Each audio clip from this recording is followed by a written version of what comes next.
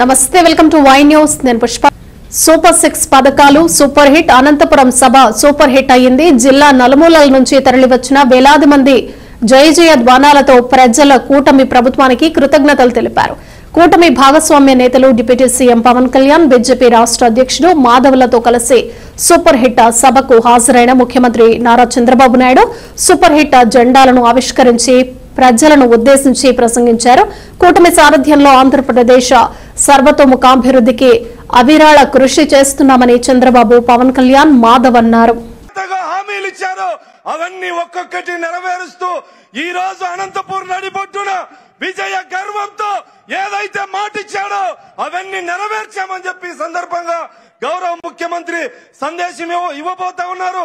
అదేవిధంగా ఉప ముఖ్యమంత్రి పవన్ కళ్యాణ్ గారు గత 5 సంవత్సరాల కాలంలో దళితులు మైనార్టీలు గిరిజనులు అన్ని రంగాలుగా అభివృద్ధి నోచుకోక వెనుకబడినటువంటి సందర్భాన్ని మనందరం చూశాం. భారతదేశంలోనే దళితుల మీద జరిగినటువంటి దాడులు హత్యలు గత 5 సంవత్సరాల్లో దేశంలో నెంబర్ 1 స్థానంలో ఉంది. దాదాపు దళితులకు సంబంధించిన 27 పథకాల్ని రద్దు చేసి దళితులకు అన్యాయం చేసినటువంటి పరిస్థితి. ఈ రోజు గౌరవ ముఖ్యమంత్రిగా నారా చంద్రబాబు నాయుడు గారు బాధ్యత తీసుకున్నారు. ఇటీవల కాలంలోనే కేబినెట్ లో ఒక కొత్త మంచి చేయబోతోందని చెప్పేసి ఈ సందర్భంగా తెలియజేస్తా ఉన్నాం. ఎందుకు చెప్తున్నామంటే ఈ మాట మామూలుగా సామాన్యమైనటువంటి ప్రజలు మధ్యతరగతి దిగువ మధ్యతరగతి ప్రజలు ఎక్కువగా భారంగా ఆలోచన చేసేది విద్య వైద్యం అధికారంలో ఉన్నటువంటి కూటమి పార్టీలు కావచ్చు ఆలోచన చేసే ఈ రోజున ఆరోగ్యాన్ని ఇబ్బందిగా రాజకీయ అవసరాల కోసం శతాబ్దాల కాలం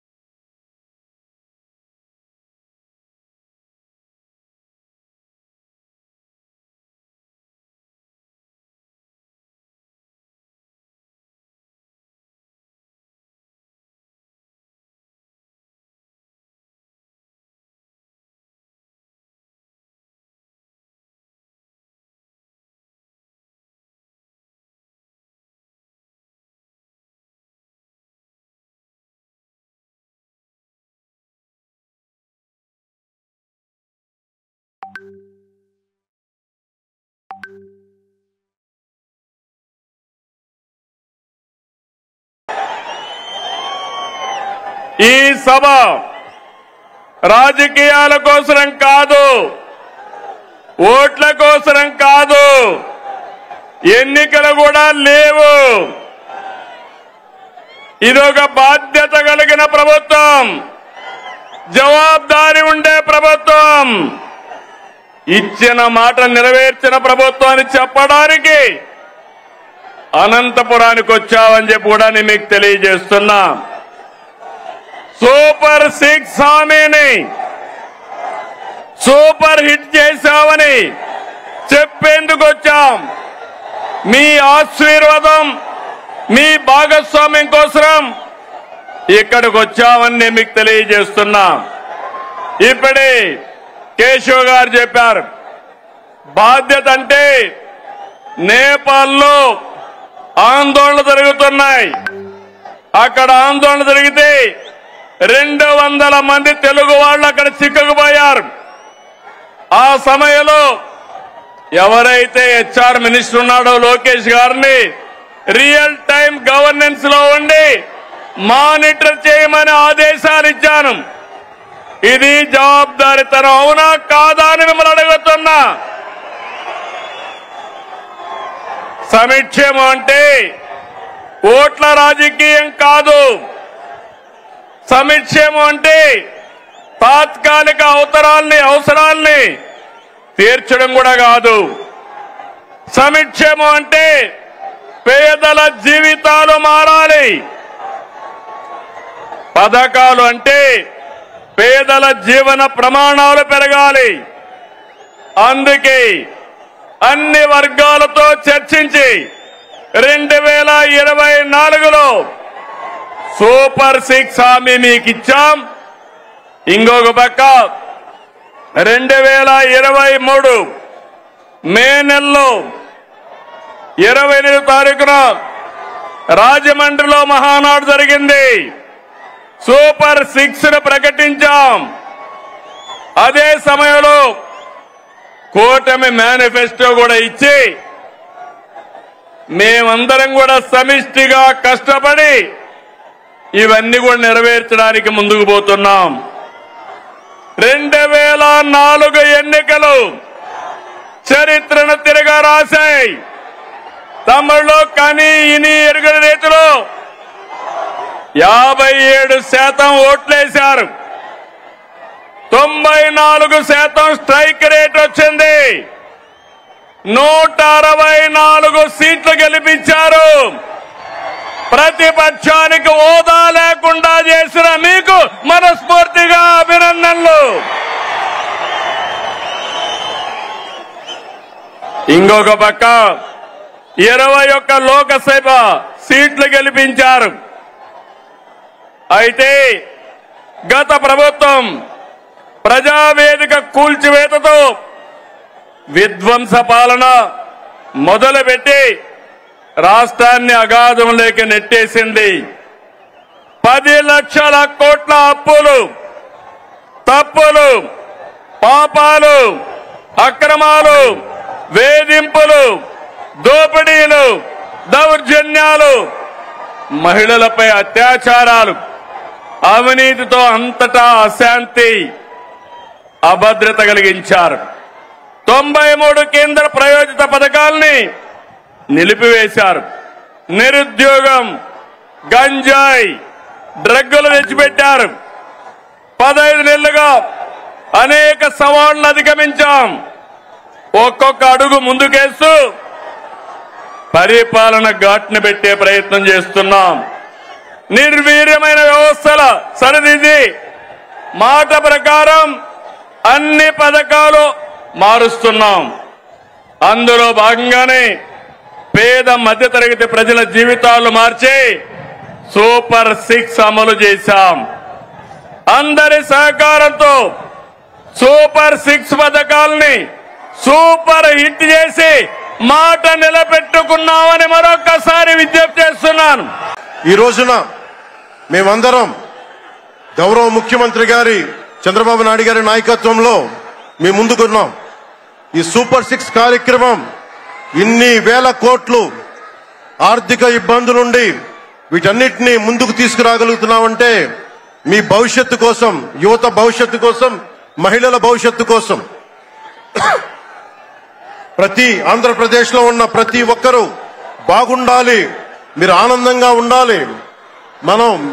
మీరే అన్నారు, ఆ రోజు మేము అడిగాం, రాష్ట్రం బాగుండాలి, యద్భావం తద్భవతి. మీరు ఎలా ఆలోచించారో మేమందరం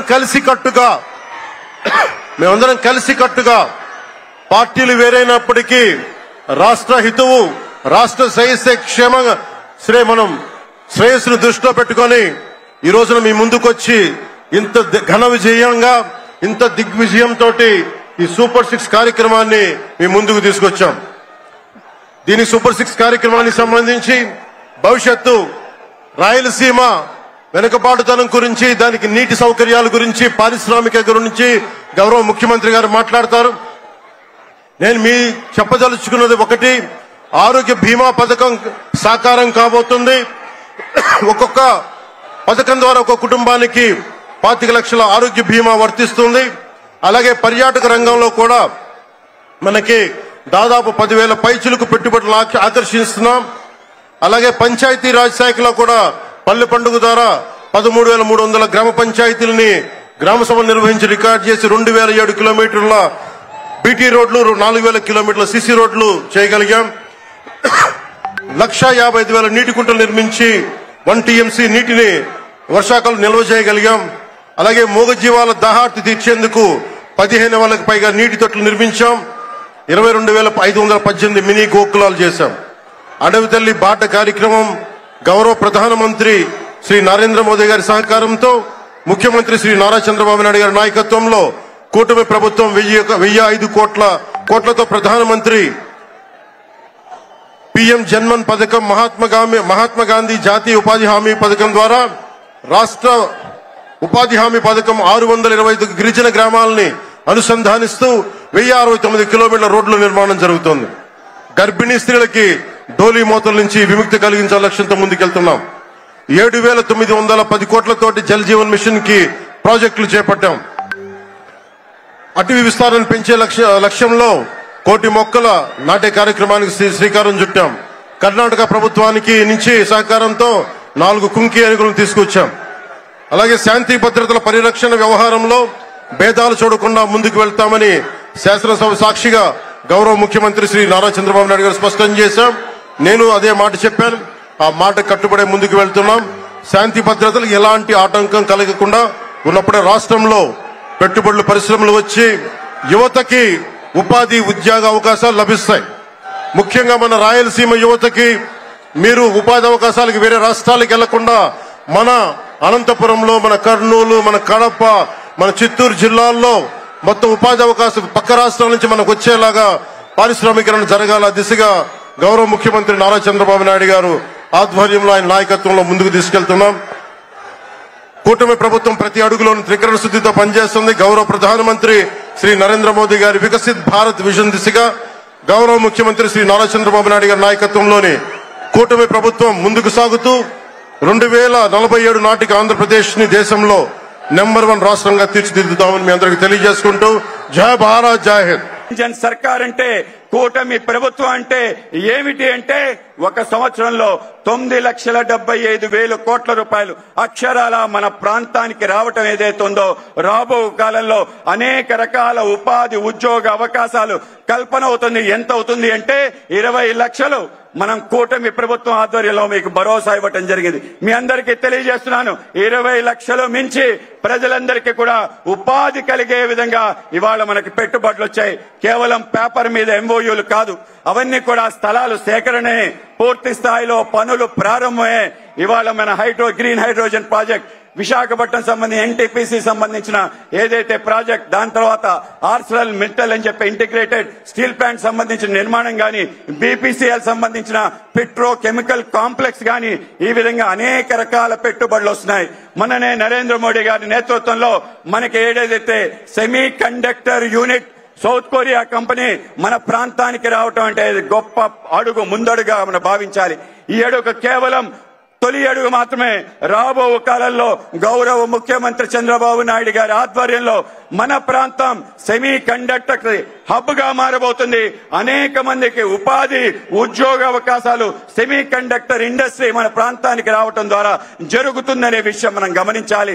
ఇవాళ అదే కాకుండా మన ప్రాంతానికి కావలసిన అనేక రకాల అవసరాలు, ముఖ్యంగా మన ప్రాంతానికి సంబంధించిన జాతీయ రహదారుల యొక్క శ్రేణి సుమారు 1,30,000 కోట్లు, సుమారు 59 ప్రాజెక్టులు మన ప్రాంతంలో నిర్మాణం అవుతున్నాయి. ప్రతి ప్రాంతానికి అనుసంధానంగా జాతీయ రహదారుల నిర్మాణం కేంద్ర ప్రభుత్వం, రాష్ట్ర ప్రభుత్వం చే జరుగుతుందనే విషయం మనం గమనించాలి. 8 వర్కింగ్ పోర్ట్లు, ఇవాళ పోర్ట్ల నిర్మాణం ద్వారా మన దగ్గర ఉండే కెపాసిటీ సుమారు 3 రెట్లు పెరగబోతుంది. మన దగ్గర ఉండే ఎయిర్పోర్ట్ కనెక్టివిటీ దేశంలో ఏ రాష్ట్రం లేని విధంగా 6 వర్కింగ్ ఎయిర్పోర్ట్లున్న ఘనత ఆంధ్రప్రదేశ్ కి దక్కుతుంది. దీంతో పాటు మన ప్రాంతానికి సంబంధించిన పర్యాటక ఇతర అనేక రకాల అవసరాలు తీర్చే దిశగా అడుగులు పడుతున్నాయనే విషయం మనం తప్పనిసరిగా గమనించాలి.